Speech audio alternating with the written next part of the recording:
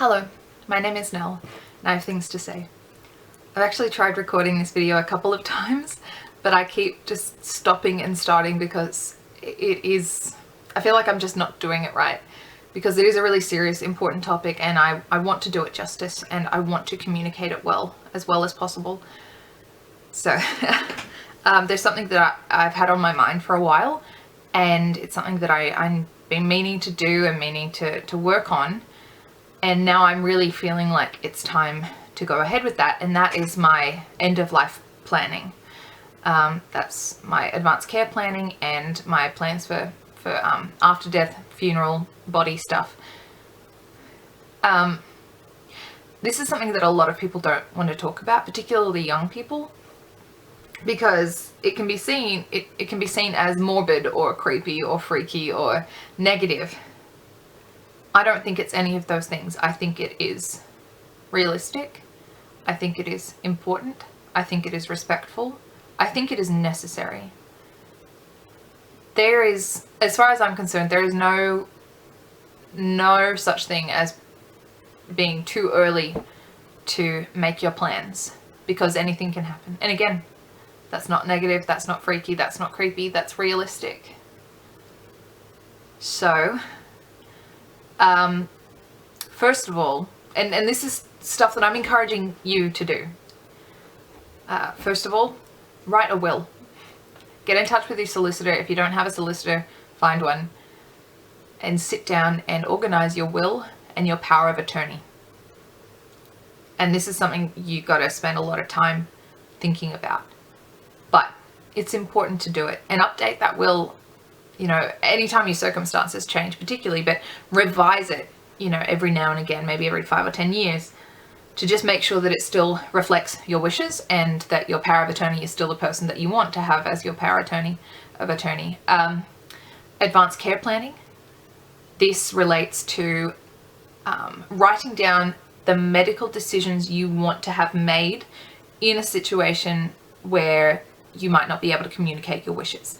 So that's things like, what would you want to do about resuscitation, about life support, about things that are prolonging your life, different kind of treatment plans and things like that. Writing those preferences down and communicating that to the people around you, so that if you are in a situation where you are no longer able to make those decisions or communicate those decisions, your loved ones know how to respect your wishes because they are there in black and white. And funeral plans. That's, who you would want to be carrying your coffin, who you might want to speak, songs you might want to be played, videos or things like that. And also post-death things such as donation of organs, donation of your body to science, all of that. So that's what I'm looking at the moment. I've already written a will. I did that with my family a couple of years ago. I chose my power of attorney. I was actually very excited to do a will because I wrote my first will when I was about 8 years old. My grandmother passed away, and I heard people talking about her will, and I asked what it was, and it was, this thing that somebody writes down to say who gets what of their stuff, basically. And so I decided to write a will. And now looking back on it, after doing research, I found that what I did was actually an emotional will, where I wrote down the sentimental items that I want to go to specific people. Very, very specific things. This book, this ring, this necklace, this dress, those sorts of things. So when I was about 8 years old, I was writing, my friend Lisa gets this teddy bear, and my friend Sarah gets my colored pencils and things like that. I always wanted to write a will. And because I was surrounded by people passing away a lot. I lived in an elderly community near a nursing home and a retirement village, and people were passing away a lot.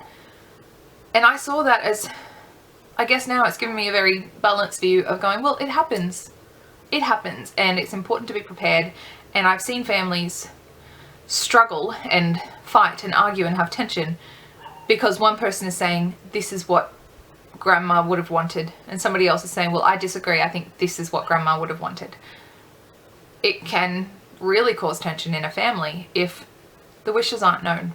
I don't want my family to have to be thinking, what would she have wanted? Do we have to make that decision? No, I don't want them to have to make that decision. I will make that decision, and I will let them know that I've made that decision. So I've done the will, and then I'm going to work on my advanced care plan. I'm getting information from a site called advancedcareplanning.org.au. It has information about what advanced care planning is, about the requirements, about the legalities involved, like suggestions of, doing your will, doing your power of attorney, enduring guardianship, things like that. It also has a section where you can choose your state, and it'll have forms and requirements for each state. I'm going to link this website in the description box so you can check that out. So for me, I'll be getting in contact with my doctor and talking all this through. And then I'll be making an emotional will, because I have a lot of sentimental stuff that I didn't put in my will, but I want to specify. And I will be organizing my funeral plans. So this has been on my mind for a while, partly because I am very sick, just generally. And I know that I've lost a lot of ability in the past 10 years. I have become a lot less independent, and I know that that very well will continue in future years. There might be times where I am no longer able to communicate or things like that. And so I have known for a while that I really need to put this in place, because people around me, there'll be people around me, including care staff, support staff, who will have to be doing things every day where they can't ask me. It could get to that point. So I know I need to write all of this down for my family and for my care team. And I will admit that the current situation has prompted me to work on this a little more. With COVID-19, if I contract COVID-19, I'm kind of gone. I'm a goner. I'm not strong. My body is not strong. My lungs are not strong. And I struggle to fight off any kind of infection. As I mentioned in my previous video, the regular cold and flu that comes around every year can be incredibly damaging to me. If I get COVID-19, I don't have a lot of chance. So it's very important for me to be prepared for this situation. In such a stressful time, I don't want my family having to have the pressure of making decisions and trying to figure out what I would have wanted. And with something like COVID-19, there could be interventions, there could be treatments, all of that. I need to specify exactly what I want so that my family doesn't need to have that put on them, and they won't have the stress of thinking, are we doing the right thing? Is this what she would have wanted? I will tell them.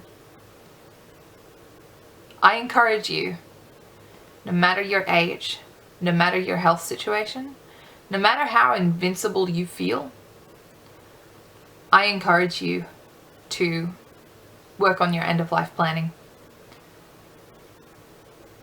There's no such thing as too young for death. That's just the truth. Elderly people die from old age, from pneumonia, from heart failure, from anything. Young people can die of plenty of things. Car accidents, drug overdoses, drownings, anything. No one is immune, no matter how invincible you feel. And talking about this stuff isn't weird. It isn't weird. It's necessary. And it shows respect to my family and to my loved ones, because I'm showing them that I don't want them to have to deal with more stress and pain than what is necessary. So I'm going to be working on my advanced care planning and my funeral plans and my end-of-life plans. And I really encourage you to do the same. I encourage you to talk to your doctor about it via phone. Don't go to the doctor.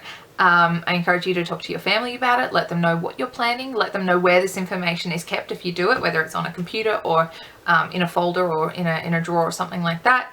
Let people know where they can find the information that you have put down. I have a strange stoicism about this sort of stuff. And I've had it since I was very young. I'm gonna be okay no matter what, because either I'll survive and I'm fine, or I'll die and I'll go to heaven. That's the view that I've had since childhood, that I'm gonna be okay either way, because either I'll survive or I won't, and both of those outcomes are okay with me. I'm at peace about that.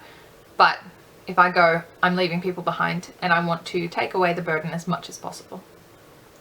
So I encourage you to do the same. I encourage you to think about all these things and talk about it. Have those conversations. We don't talk about it enough. My family and I were pretty candid about death. Again, growing up around a lot of elderly people who are dying a lot, my grandfather used to just read the obituaries and be like, oh, so-and-so's gone. So-and-so's gone home. So-and-so's gone to glory. And we'll be like, oh, okay. It was usual. It's a very natural part of life. Young deaths are unnatural and they are sad, but they happen. So yeah. Death is not a scary thing. Well, it is scary, but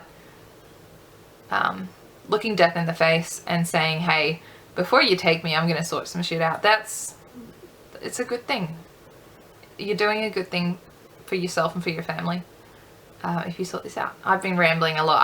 I know that it's a hard topic, and I want to show people that I have compassion for you. I'm not telling you to do this and wanting to be a scaremonger or anything like that. I'm just saying that I think we should all do that. I think we should all take stock and just do the necessary things to look after everybody. And then once we get through this, you've already done it. You're good. You can, you're set. Yeah. Okay. I'm just gonna stop. I don't really know how to round this out in a nice way. But that's all from me. All right. Bless.